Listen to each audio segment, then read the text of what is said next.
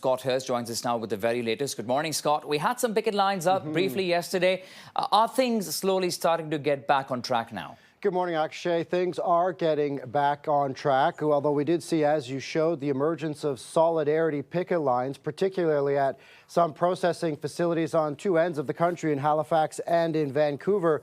These are members of other public sector unions joining the fights, upset over the ruling from the CIRB and arguing that it's unconstitutional. Ultimately, as workers do return to the job, that's the same message from CUPW, the Postal Workers Union, arguing once again the government has overstepped here, tipping the scales in the employer's favor. The union is saying it'll fight the order at the CIRB and in the courts. All this as the Industrial Inquiry Commission, as part of the CIRB directive, will get underway to review the issues and attempt to bridge the gap in demands and make recommendations about how to amend the collective agreements, Akshay.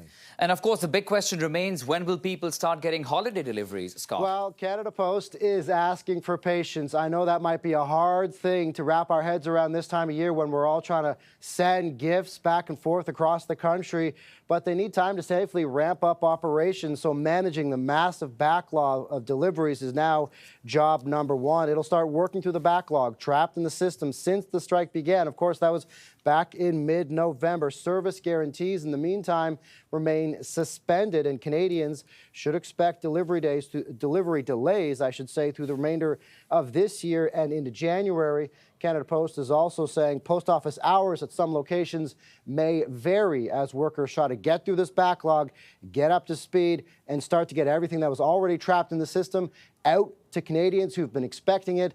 And so we can expect delays through this year into January. And so that is why service guarantees right now actually are suspended. So really no specific time frame if there is something that you're expecting for Christmas. CTV Scott Hurst with that reporting. Scott, thank you. Thanks, Akshay.